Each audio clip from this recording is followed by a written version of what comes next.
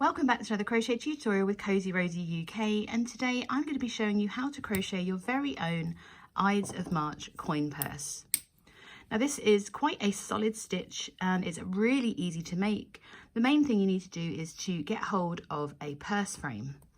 Now I bought these and I have some available over on my Etsy shop as well. These have been tested because unfortunately some of the ones that I got simply didn't work. So I've double checked all the ones that I have in stock and they actually work. They don't not close, they don't seal and that kind of thing. So if you are buying them off of say Amazon or something like that, do get a pack of 5 just so you can check that they all work. It also means you can make some extra ones of these as well. A really important thing to mention before you even start your project is to make sure that you have a sewing needle that is going to go through the holes on your purse frame, because we are going to sew on the purse frame at the end onto our crochet. So if you do go ahead and purchase one of these from my Etsy shop, you will be sent with it a sewing needle that fits through the whole way through the holes of this purse frame. What I found was that some would get as far as this and then not go all the way through. So that's probably the most important thing to check before you get started, is you have a sewing needle that is going to go all the way through your purse frame. So this is a 10.5 centimetre purse frame. And you can use this for many different projects. You can, of course, make larger purses and bunch up the fabric. This is just a very simple piece of fabric that fits inside the purse frame. It makes great glasses cases as well, this pattern. You can just extend the number of rows, but I'll tell you all about that in a moment. So once you've got your 10.5 centimetre purse frame and your sewing needle that matches, I'm going to move those safely out of the way so I don't lose them. So I am notorious at losing sewing needles. We are going to be using a size 3 or a DK weight cotton today. Now I've got 3 different colours and I used 3 different colours in this version as well. And as you can see, it kind of changes every few rows to give us a more striped effect. You don't need much cotton for this pattern in particular. You only need 25 metres in each colour. So I have these little balls of Sirdar Happy Cotton, which is 100% cotton. And they're these little tiny 20-gram balls. People have them kind of lying around, or people tend to buy us these in the nicest possible way. And we end up not sure what to do with them. This is an ideal project to use these up. We're just going to use these in this pattern and probably won't use all of this cotton as it is. Now the hook size that we're going to be using today is a 4mm crochet hook. I have my tulip, I don't know what the other bit is. It's a tulip one, and it has a nice thumb hold if you like that kind of thing.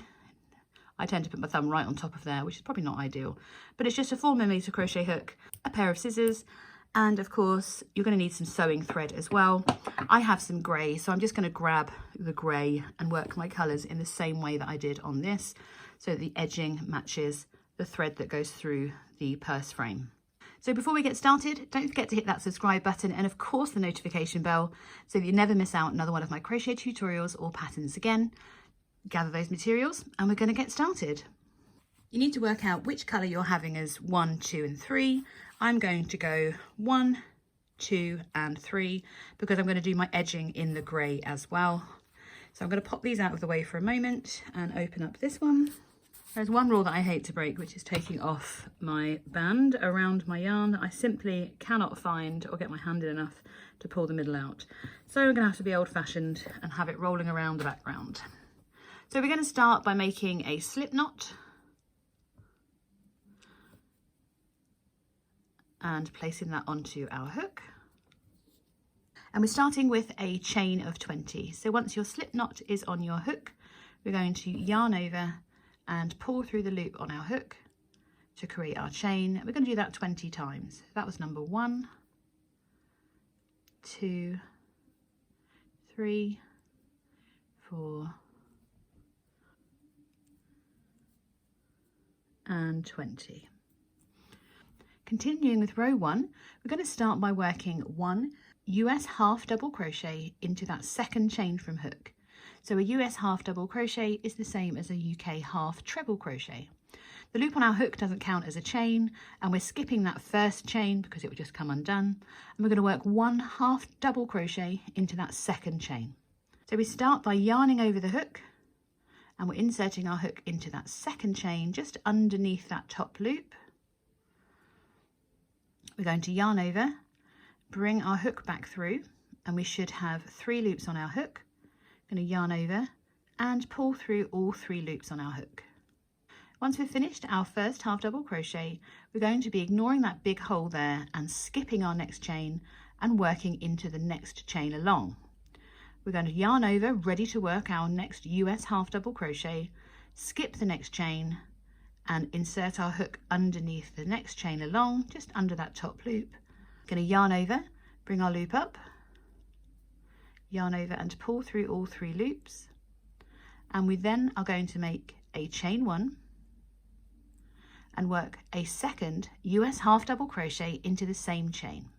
So we yarn over, insert our hook into the same chain again that we've just worked into, yarn over to bring our loop up, yarn over and pull through all 3 loops. We're going to repeat this all the way down our chain. So we're going to skip the next chain and work 1 half double crochet, chain 1, half double crochet into the next. So we do that one together. So we yarn over the hook, skipping the next chain, working into that next one along to work that next half double crochet. We chain 1 and we're working back into that same chain again. So we're reinserting our hook into the same stitch or chain, bring our loop up and yarn over to pull through all 3 loops. So we're going to continue to repeat this all the way down. We skip the next chain, yarn over ready, skip and work into that next one. And in each of these chains we're working 1 half double crochet, a chain 1 and 1 half double crochet. So we're going to continue to repeat this all the way down to the last 2 chains, and I will meet you when you have just 2 chains remaining.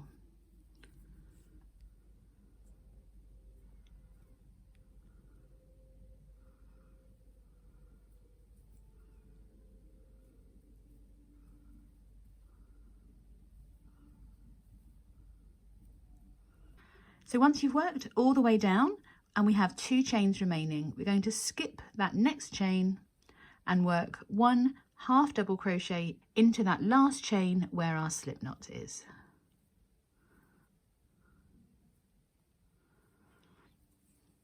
So at the end of row 1 you should have a total of 18 half double crochets and 8 chain 1 spaces.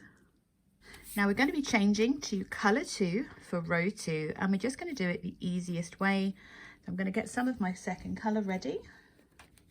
And the way that I'm going to change colour is simply with the tail at the back is place my yarn over and bring it through that last loop of on our chain and pull down on the first colour just to tighten that down. Move my tail out of the way and then I can just tighten that against my project. So for row 2 we're going to start with a chain of 2.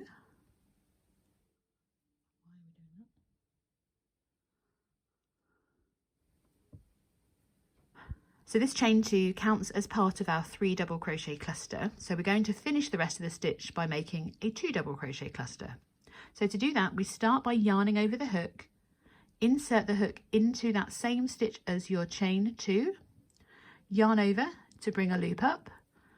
We're then going to yarn over and pull through the first 2 loops only. So we have 2 loops remaining on our hook. We're then going to yarn over the hook again and reinsert our hook into the same stitch, yarn over and bring a 4th loop up. We yarn over and just pull through those first 2 loops, leaving the other 3 loops on your hook. And we finish by yarning over and pulling through all 3 loops.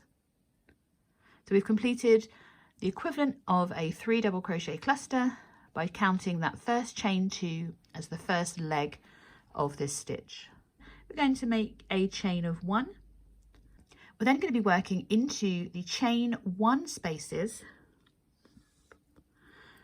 We're going to work into our chain 1 spaces between our half double crochets of the previous row. So if you tilt your work towards you, you can see that you've got your half double crochet, your chain 1, and your next half double crochet, and from the side you can see you've got a little bit of a hole in between these two posts, and that's where we're going to be inserting our hook, is through there where my nail's coming through, not where the chain is. So we're going to be working a 3 double crochet cluster or a 3 treble crochet cluster, and we start by yarning over the hook, insert the hook into that chain 1 space, ignore that chain, into the chain 1 space. You can see I've kind of gone through right between those 2 stitches, yarn over to bring your loop up, yarn over and pull through the first 2 loops. We're going to repeat that by yarning over, inserting the hook again, yarn over, bring a 4th loop up. We're going to yarn over and just pull through those first 2 loops, and then we're doing that for a 3rd time. So we yarn over, reinsert into the same chain 1 space again, yarn over, bring a 5th loop up, and again we're just going to work yarn over and pull through those first 2 loops. It's a little bit tricky the more that's on there. We still have 4 loops remaining, so we're going to yarn over and pull through all 4 loops on your hook, and that creates a really pretty 3 treble crochet cluster, and it matches the one we've just done. Once we've completed that 3 double crochet cluster, we mustn't forget to do the chain 1. We're going to repeat this into each of the chain 1 spaces along, so we're going to do the next couple together. So we yarn over the hook, insert into the next chain 1 space, so we skip the half double crochets, we're working right into this chain 1 space here. So we yarn over, insert, yarn over, bring a loop up, we yarn over and pull through 2 loops. We're going to repeat that again, so we yarn over, reinsert back into the same chain 1 space, yarn over to bring your loop up, yarn over and just pull through those first 2 loops again. So now we have 3 loops on our hook, and for a 3rd time we're going to repeat it again by yarning over, reinserting into the same chain 1 space, yarn over to bring a 5th loop up. This time we're still going through just those first 2 loops that are on our hook, which will leave us with 4 loops. To finish the stitch, we simply yarn over and pull through all 4 loops on our hook. Remember to do that chain 1 in between, and we're just going to continue to repeat this all the way down, working 1 3 double crochet cluster followed by a chain 1 into each of these chain 1 spaces from the previous row. So once you've worked all the way across to your last 2 stitches and you've completed that final 3 double crochet cluster, we don't do that final chain 1. We're not working a chain 1. We're going to work a final 3 double crochet cluster into that last stitch. You can found that I've made mine a bit easier to get into. So we're skipping the next stitch and working into that last stitch without working a chain 1 in between. So we yarn over and insert our hook into that last stitch to work our final 3 double crochet cluster in the exact same way we've done all the way along, so that we end up with just those 4 loops on our hook, making sure you go through all of them. So you've got 4 loops remaining, yarn over and pull through all 4 loops. So at the end of row 2 you will have 10 3 double crochet clusters. Remember that chain 2 counts as part of that 3 double crochet cluster, and you have 8 chain 1 spaces because we've skipped that last chain 1 space at the end there. So going into row 3, we are going to be changing to our 3rd colour, and for me that is that beautiful kind of conch orange colour. And again, I'm just popping it over my hook with a tail at the back and bringing it through the loop on my hook before I pull down just to tighten that, ready to work. Get that tail out of the way for a moment. Now, you probably noticed that I still have the yarn attached to my project, and the reason is when we get to the end of row 3 we are going to be able to bring up colour 1 again and ready to work. So there's going to be a lot less ends to work in, so don't fasten off your colours. We are going to carry them up the side and cover those carries with our edging. So going into row 3 we're going to start with a chain of 1, turn our work, ready to work 1 half double crochet into that first stitch we've just done the chain 1 out of. So we yarn over, insert our hook into that first stitch, yarn over, bring our loop up, yarn over and pull through all 3 loops. We're going to skip the top of that next 3 double crochet cluster and work into the chain 1 space, and in there we're going to yarn over, ready to work 1 half double crochet, a chain 1 and a second half double crochet, much like we did on row 1, but this time we're working into these chain 1 spaces. So we yarn over, insert into the next chain 1 space to work the first half double crochet, a chain 1 and a second half double crochet, all into that same chain 1 space.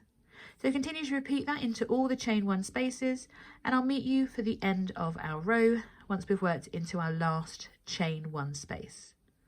So 1 half double crochet followed by a chain 1 and a second half double crochet into each chain 1 space across, and I'll meet you for that last stitch.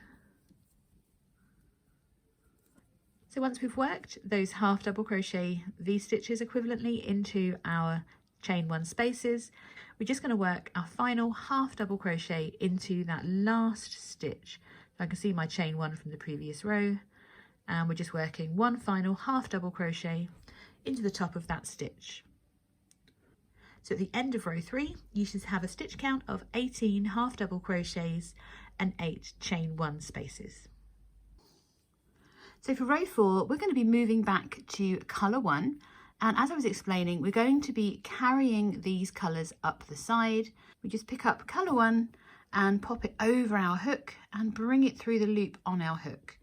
I'm going to tighten the colour we've just worked and make sure that there's no tightness in this colour change. If we pull our first colour too tight, it decreases the yarn that we have there, and we want it to be kind of flat against, not pulling too tightly against our project. So just as we started row 2, we're going to start with our chain of 2, and into that first stitch we're going to work that 2 double crochet cluster. So we yarn over and insert our hook into that stitch underneath our chain 2. There's our colour change, you can see there, a bit closer. So we've got chain 1, chain 2, there's our colour change, and we're working into this stitch here. So we yarn over the hook and insert, yarn over, bring our loop up, yarn over, just pull through those first 2 loops. We repeat that by yarning over, inserting into the same stitch, yarn over to bring up a 4th loop, yarn over and pull through the first 2 loops only before we yarn over and pull through all 3 loops. In row 2, we skipped the last chain 1 space. So for row 4, we're going to skip the first chain 1. And instead we're going to start our repeat by working our 3 double crochet cluster into that first chain 1 from the previous row. So we yarn over the hook and insert, yarn over, bring our loop up, yarn over and pull through 2, and we do that 3 times. So that was number 1. So we yarn over, reinsert into the same chain 1 space, bring our loop up, pull through those 2 loops again. So now we have 3 loops on our hook. Then we're yarning over, inserting for a final time. We yarn over and pull through just those first 2 loops before we yarn over and pull through all 4 loops. We're going to finish that with a chain 1, and this is what we're going to repeat all the way down to the final chain 1 space, and we're going to work a chain 1 at the end this time instead of at the beginning. So we've skipped our chain 1 here. We're going to work our chain 1 at this end on this row. So we're going to continue to work, make sure you've done that chain 1, and we're going to work a 3 double crochet cluster into each chain 1 space across, with a chain 1 in between, all the way down to our final chain 1 space, where we're going to work our 3 double crochet cluster and our chain 1 this time. So I'll meet you right at the end of row 4, ready to work that last 3 double crochet cluster, just to check we've got our chain 1 spaces in the right place. Just work my final 3 double crochet cluster. I'm making that final chain 1 because on this row we're going to have our chain 1 at this end and not at the beginning. So we skip that next stitch, and then with those last 2 stitches remaining, we skip 1 and work 1 3 double crochet cluster into the last stitch. And that's the 3rd. We yarn over, pull through all 4 to complete that row. So at the end of row 4, you should have 10 3 double crochet clusters. That chain 2 counts towards a 3 double, and we should have 8 chain 1s. 1 2 3 4 5 6 7 and 8. So row 5 is a repeat of row 3. So we're going to work that by changing colour again. This time we're changing back to colour 2. So I'm just going to pick that up. It's still all attached to my project, and we're just going to bring that through the loop on our hook, making sure that we're not increasing, we're not pulling too tightly on our new colour, and we're not cinching together all of that work we've already done. So for row 5, we start with our chain of 1, and as I said, we are repeating row 3. So we've done our chain of 1, we're going to work a half double crochet into that same stitch as our chain 1, and then as we did before, we're going to work 1 half double crochet. So we yarn over and insert into that first chain 1 space, we chain 1 and work a second half double crochet into that same chain 1 space, and we repeat this all the way along. Our half double crochet, chain 1, half double crochet. So work that into each of the chain spaces along, and I'll meet you at the end of this row. So I've reached the point where I have my 3 double crochet cluster with no chain 1 in between. So we don't have to work in between these clusters here. Instead, we're skipping that stitch and working our final half double crochet in the top of that last 3 double crochet cluster. So from the top of my project, I've still got 2 stitches remaining. I'm skipping 1 and working 1 half double crochet into that final stitch. And by moving where these chain 1 spaces are every other row, it just keeps our edging really nice and straight. For row 6 onwards, we are going to be working the same 4 row repeat that we've just worked. So row 2, 3, 4 and 5. All of these rows are of course time stamped for you to follow along. We're going to continue to change colour each and every row. So for row 6, I'll be changing back to the colour that's underneath where I've just finished, which for me is colour 3. I'm just going to do that change just again, making sure it's not too tight. And in this row, we're going to be working our 2 double crochet clusters, our chain of 2, followed by a 2 double crochet cluster into the same stitch. So at row 2, it's at the beginning, you have the extra chain 1 space and you skip the one at the end. And with row 4, you skip the chain 1 at the beginning and have the chain 1 at the end. So they're almost identical, it's just that very slight difference that's going to prevent our project slanting. So otherwise we'd be decreasing and increasing in the same places with our stitch count, and that will give us a wonky edge. So now I'm working a chain 1 after each, but after my last 3 double crochet cluster, I'm not going to work a chain 1, and that's our repeat of row 4. As I've said, all of these different rows are time stamped for you, so you can follow them along again if you need to or if you get stuck. Now we're going to work a total of 25 rows, and we're going to change colour each and every row so we continue this lovely bright colour pattern. It's really easy to count your rows because they are different colours. So 1, 2, 3, 4, 5, this is my row 6, and we're going to continue to change colour every single row. So we're going to repeat rows 2 to 4 for a total of 6 times, which will give us a total row count of 25. Once you've done all of your rows, meet me back here and I will show you how to add your edging, and of course then we can sew our purse frames on. Once you've worked all your 25 rows, we are going to be adding our edging. So we're going to start on the first row of our edging by making a chain of 1 and turning our work. And we're going to work the first part of our edging across the top of the last row that we worked by working 1 US single crochet into each stitch across.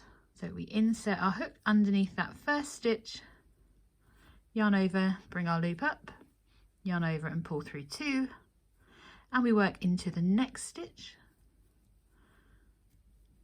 We're going to skip that chain 1 and work into the top of the next stitch, and this is what we're going to repeat all the way down, just working 1 US single crochet, the same as a UK double crochet, into each stitch across, skipping those chain 1 spaces. So work all of your single crochets across, and I'll meet you at the end of this row to continue to work down the side of our project. Now I've already fastened off the other 2 colours, so that I'm going to weave these in along the edge of my work as we go. We're going to start to work down the side of our project. So to do that, we're going to make a corner.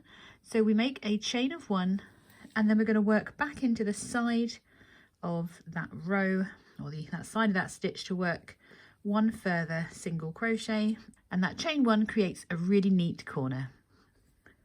We're going to rotate our work to work down the other side of our project, and you can see here, I'll move that out of the way, you can see where I've carried those different colours all the way up, and I'm going to take the time to weave or work over this end as we work down as well. So where we've worked these half double rows, we'll be working 1 single crochet into the end, and then where we have our chain 2 for the edge of our 3 double crochet clusters, we're going to be working 2 single crochets. Where we've worked our corner, that counts as the same row. So I'm going to insert my hook into that first space to work 1 US single crochet. And then we're going to work 2 single crochets evenly across the end of our 2 double crochet cluster. You can choose to work 1 in there, and then a second through the edge of that 3 double crochet cluster. We're going to repeat this all the way down. So where our next row of half double crochets are, we're going to work 1 single crochet, and then into the edge of our 3 double crochet cluster, I'm working 2 stitches. And that's going to give us a really neat edge to our project. So continue to work down, working one single crochet into the edge of each of your half double crochets, so where your zigzag is, and then where your 3 double crochet clusters are, we're going to be working 2 single crochets. So 1 into the edge, and then 1 around your beginning chain of 2, or through the edge of that.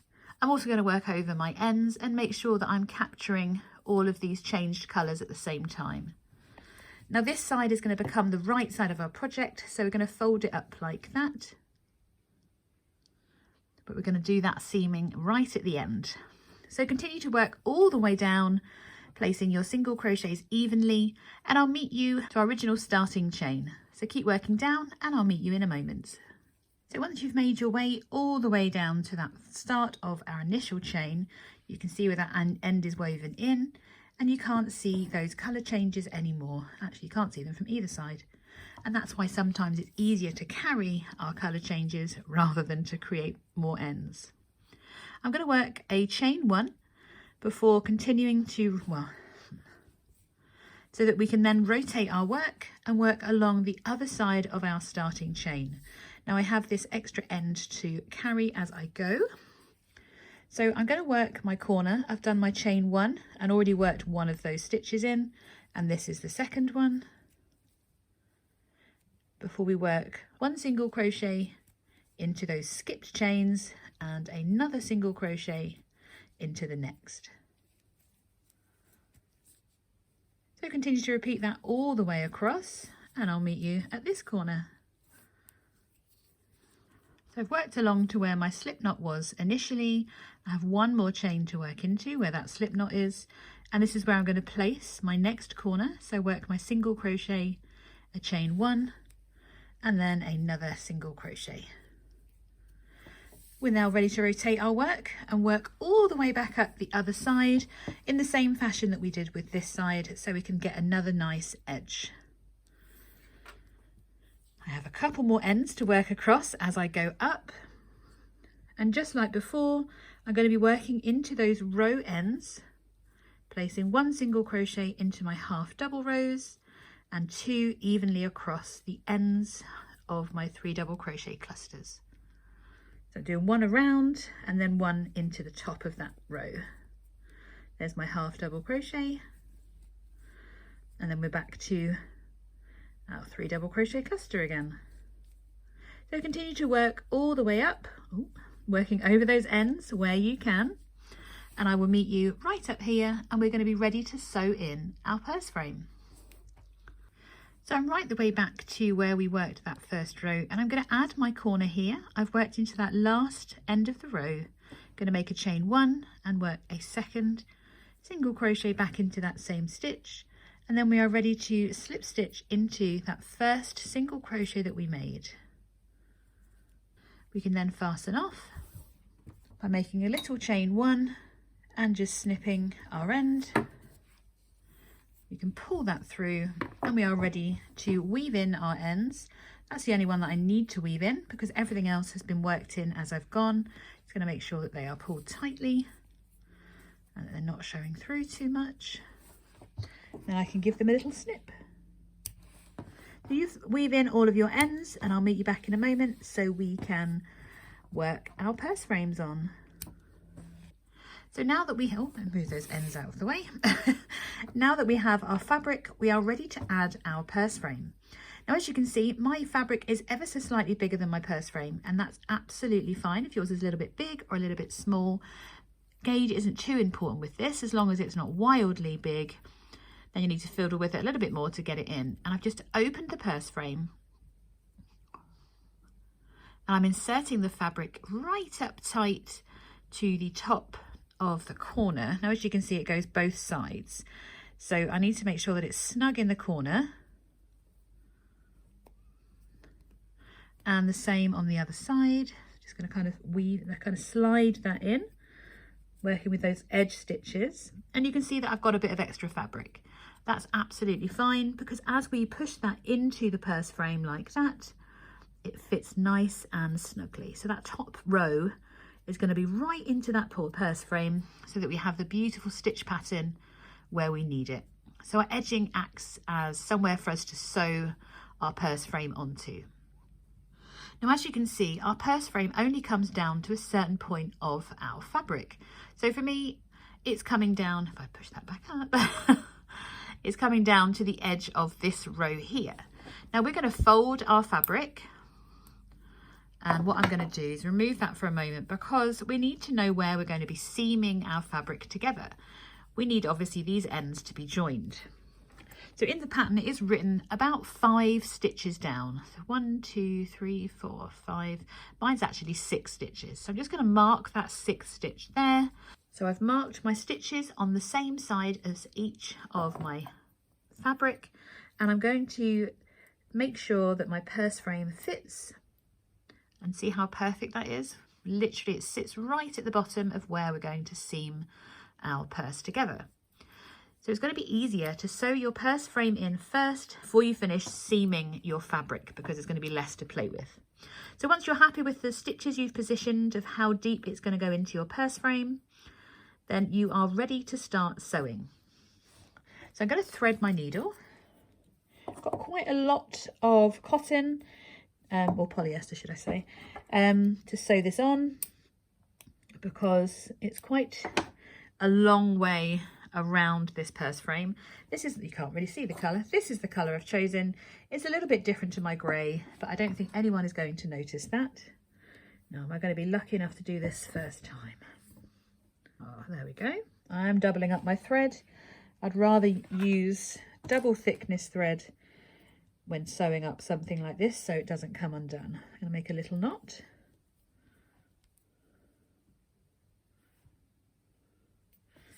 And we can trim those later. So I'm going to start by just securing my thread on the other side, or the wrong side of my crochet fabric, and then I am ready to come back through my purse frame in that position. Just going to reposition that again. I'm happy with it. Then I'm coming through from the other side of the purse frame, ideally out of that hole there, if I can find it. There we go. So I've got it coming through the wrong side of the fabric and through. Oh, I seem to have pulled the end out. Don't know how I've managed that. We'll trim that later. Just so we are securely through, and then we're going back through the other side, making sure that we're working through our crochet and our purse frame. That end is going to really irritate me. Obviously make sure that you're not catching your yarn, Fiona. There we go. So that you're getting a nice clean look of your sewing, at least from this side, so that people can see it. You just need to continue to work through your crochet and through the purse frame. It's really, I'm not going to lie, this is quite hard to do on camera. So working through the crochet and your purse frame. I think this is called a running stitch. I told you I'm no seamstress. Just make sure that you're catching your crochet as you come through and pulling your thread nice and tight. We want to make sure we're coming through our crochet at the same time. Oops. Oh dear. If you're like me and find sewing challenging, it's still good fun. It really is. So keep sewing all the way around, and I'll meet you to sew on the other side. So I've just worked my last stitch and I've sewn up the whole way around from the other side. Sorry, excuse my dog playing in the background. And I'm just going to secure my last thread, which has just come out here, just by going through and tying 3 knots, because that's what I was told to always do. I'm not sure quite how important that is, but I also weave my ends in 3 times, so maybe there's just something about the number 3. Who knows? So once that is done, I can fasten that off, get rid of that bit of thread. I guessed that quite well, the amount that I needed. And we have, well, we could have pretend that it's already finished. Obviously it's not, and it's not letting me get away with that. So we now, of course, need to sew in the other side of our purse frame. So you just repeat that process all the way, and which is why we haven't sealed this up yet, just in case we need to use an extra stitch or so to seal that in. So thread your needle again, get sewing in the other side, and then I'll meet you so we can join these edges to finish our purse. So once we've secured our purse frame and sewn that in on both sides, we are ready to finish off the main part of our bag.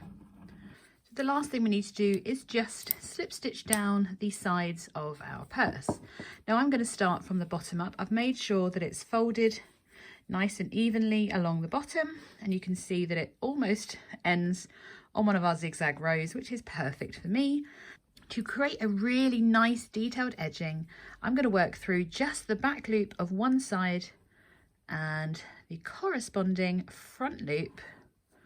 It's a bit fiddly to get your hook through of that other stitch, so I just want one loop.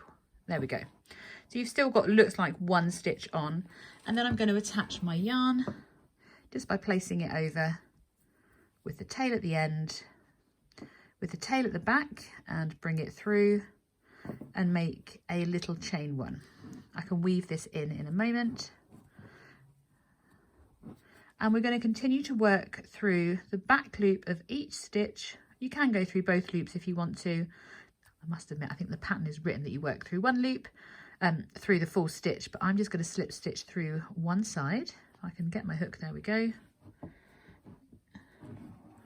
And literally slip stitch through, working through both sides of my fabric, but just slip stitching through one stitch through one loop of each side, and that's going to give a really nice edging. So continue to repeat that all the way up, and your edging is going to look nice and neat. And I'll meet you in a moment to finish off when we reach up towards the purse frame. So I've just reached the few stitches that are left underneath my purse frame. I'm going to have to work around my purse frame because I want to make sure that I've closed. I want to have closed up as tightly as possible. Oh, just missed there. All the way up through. Oh, grab it this time. There we go. And that's going to be high enough. So I'm going to make another little chain one to create a knot, and then I can fasten off using my hook to bring that through, and we can just weave those ends in, and we're going to repeat that on the other side. So we just literally do the same as we've just done, working through the back loop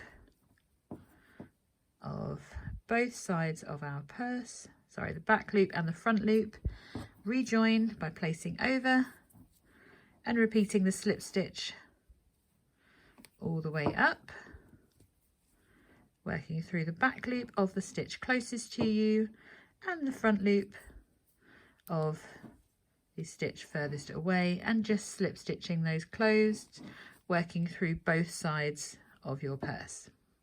So complete this side and I'll meet you in a moment. All that's left to do now is just to weave in these last few ends, and then our purse is all completed. So I really hope that you've enjoyed making your very own Ides of March coin purse. This really is a great little project to use up some of that scrap cotton you've got lying around. Let's pretend I've woven those in. And yeah, I really love how these work up, and they're really quite sturdy once they're all finished and sewn up. And actually, sewing in those purse frames might be a little bit fiddly, but it really is worth it. So thank you so much for joining me for today's tutorial. Keep your eyes peeled for the corresponding bag pattern that goes with this purse. It won't be too far behind this tutorial, and I will see you in the next one.